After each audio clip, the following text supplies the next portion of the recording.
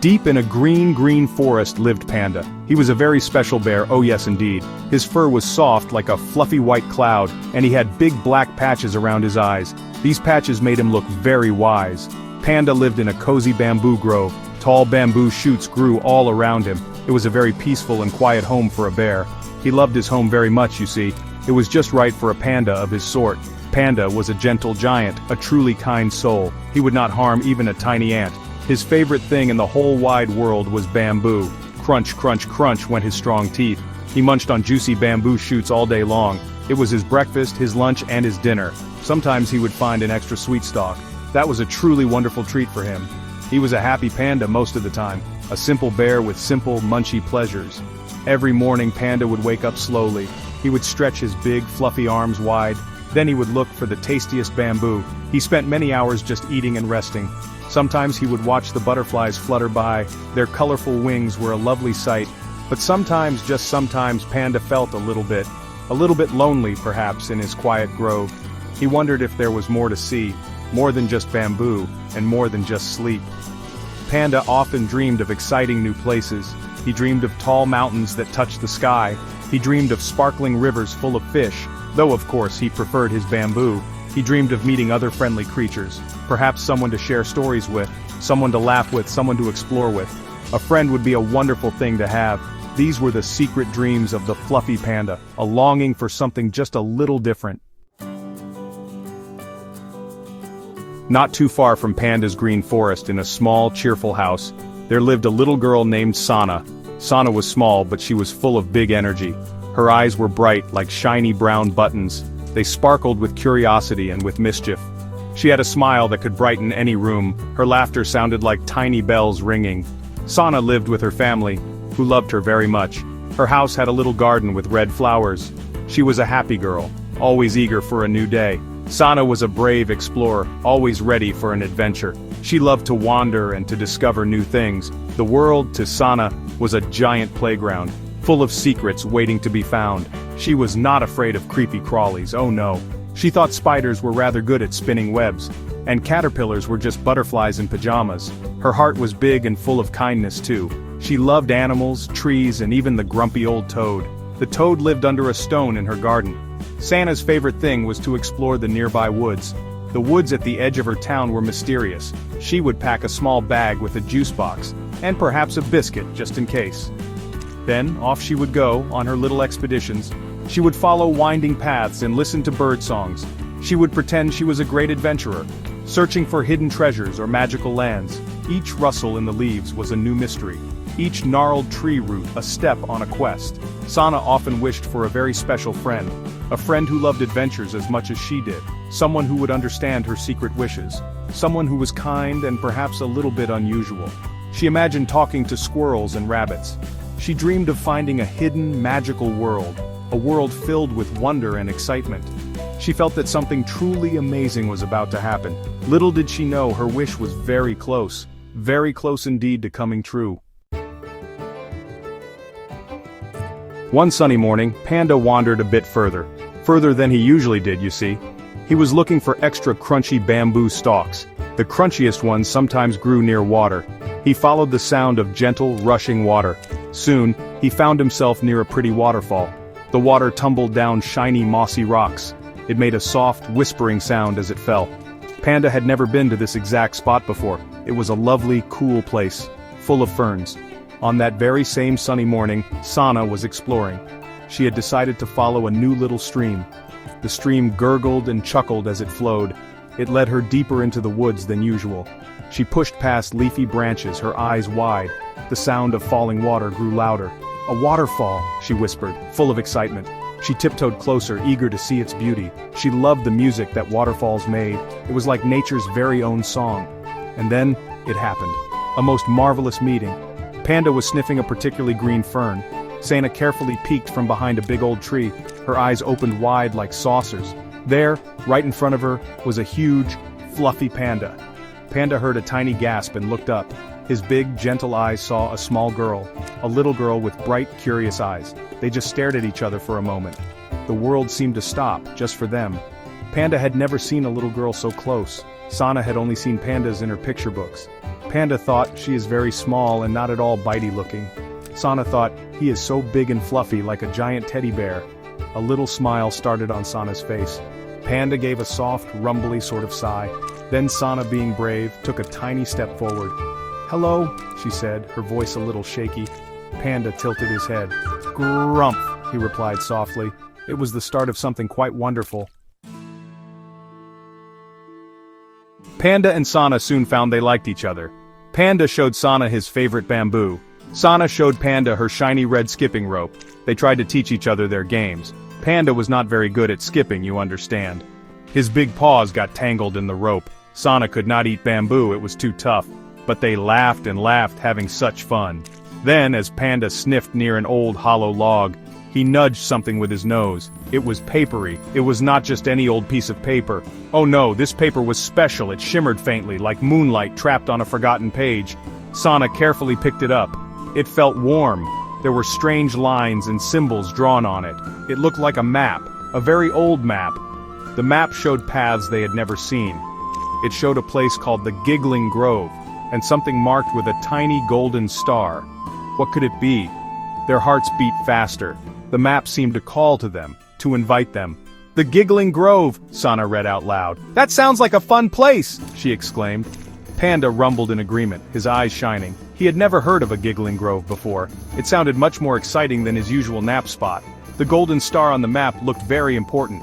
Perhaps it was a hidden treasure, they thought, or maybe a place where magic happened. The idea of an adventure fizzed inside them. Sana looked at Panda, her eyes sparkling. "Should we go?" she asked, a little breathless. Panda looked at Sana, his fluffy head nodding. A big, slow nod that meant, "Yes, let's." Suddenly the forest did not feel quite so big, and the unknown path did not seem quite so scary, because they would face it together, side by side. Friendship, you see, is a very brave thing. It makes even the smallest person feel strong. And so, their grand adventure began that very day. Section 5 Journey through the Giggling Grove. Following the shimmering map they set off. Panda's big paws made soft thuds on the path. Sana skipped happily beside him, holding the map. Soon the trees around them began to change. These were not ordinary trees, not at all. Their leaves were all sorts of funny colors. Some were purple, some were bright orange. And as a little breeze blew, the trees giggled. Soft, rustling giggles came from their branches. It was the Giggling Grove, just as the map said. The flowers in the Giggling Grove were amazing. Some were shaped like tiny trumpets playing silent tunes. Others glowed with a soft, gentle light. There were bouncy mushrooms that wiggled when touched, and little streams that sang bubbly songs. Sana had never seen such a wonderful place. Panda sniffed everything with great interest, though he still thought bamboo smelled the best. Colorful birds with rainbow feathers flew past.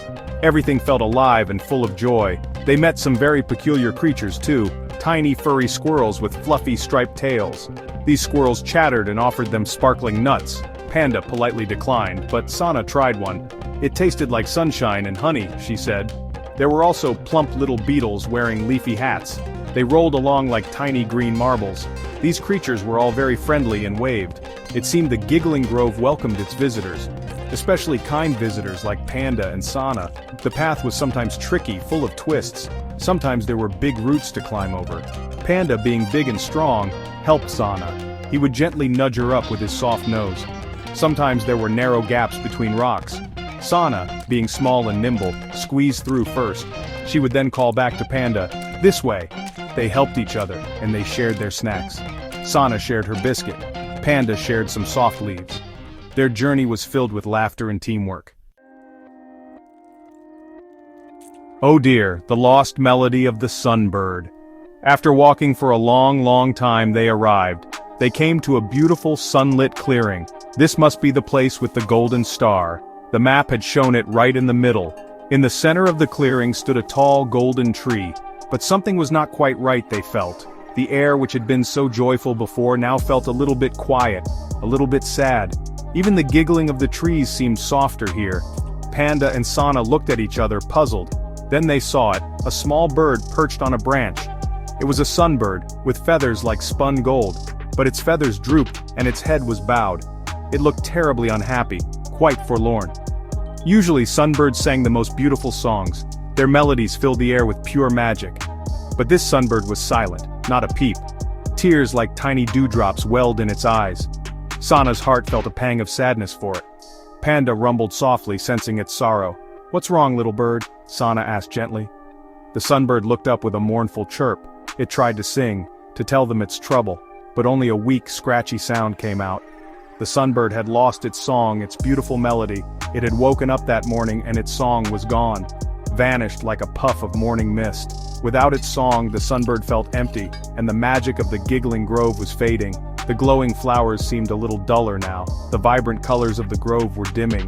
The bouncy mushrooms had stopped their wiggling. Even the giggling trees sounded more like sighs.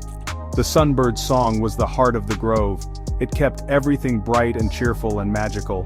Panda and Sana understood then. This was a big problem. They felt very sorry for the sad little sunbird, and they worried about the fading giggling grove. They knew they had to do something to help. Friendship, after all, means helping those in need.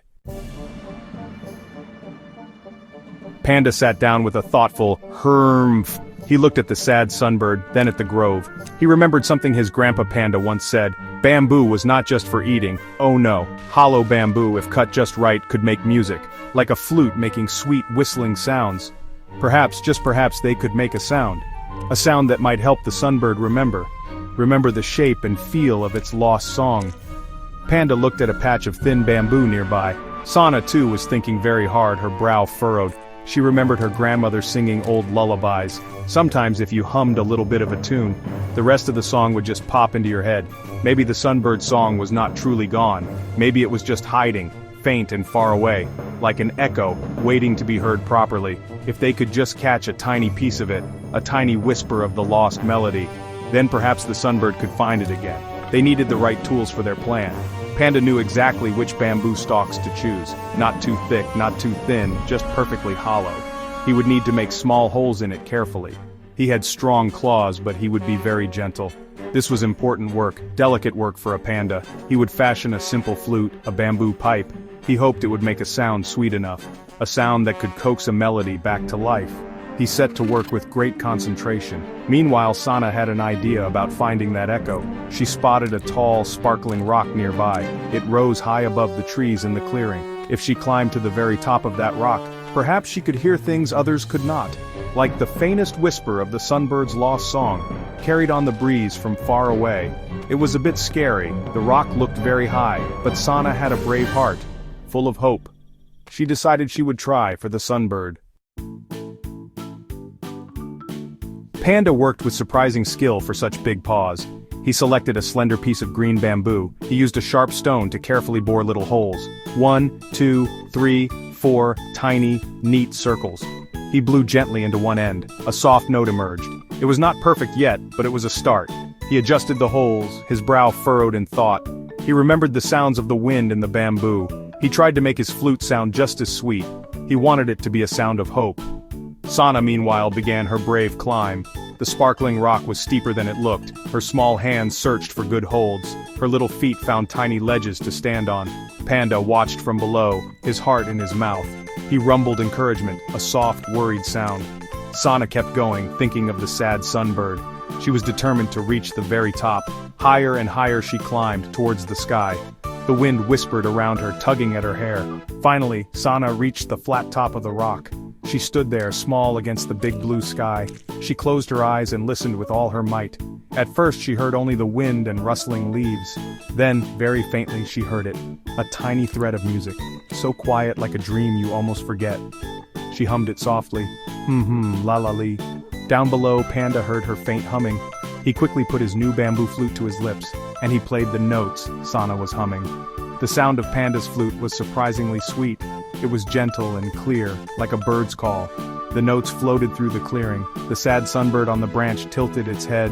It heard the familiar notes, the ghost of its song. A little spark lit up in its dull eyes. It remembered its beautiful melody.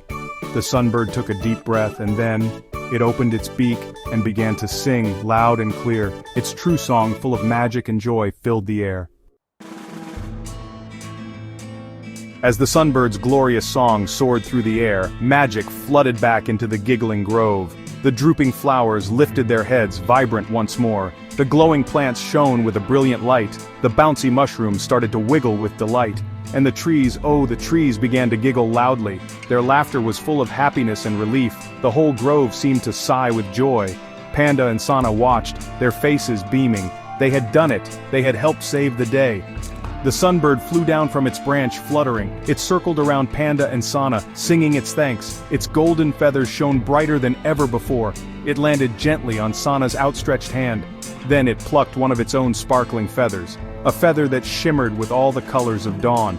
It gave the feather to Sana as a special gift, a token of gratitude and a reminder of their kindness. "Thank you, brave friends," the sunbird chirped happily. "You brought back the music, and you brought back the joy." With happy hearts, Panda and Sana said goodbye. Goodbye to the sunbird and the giggling grove. They followed the path back, the magical map now dull. Its work was done, its adventure completed. The journey home felt quicker, filled with happy chatter. They talked about the giggling trees and the brave climb. They talked about the music and the sunbird's return. Panda carried Sana on his broad, fluffy back when her little legs grew tired from all the excitement. He was a very comfortable and steady ride. They reached the edge of the forest as the sun set. Panda walked Sana to her little garden gate. They knew their adventure was over for now, but their friendship was just beginning. They had faced a challenge and solved it together. They had learned that being brave is good, and being kind is even better, much better. Most importantly, they learned that adventures are best when you have a wonderful friend by your side. Panda and Sana knew they would be friends forever.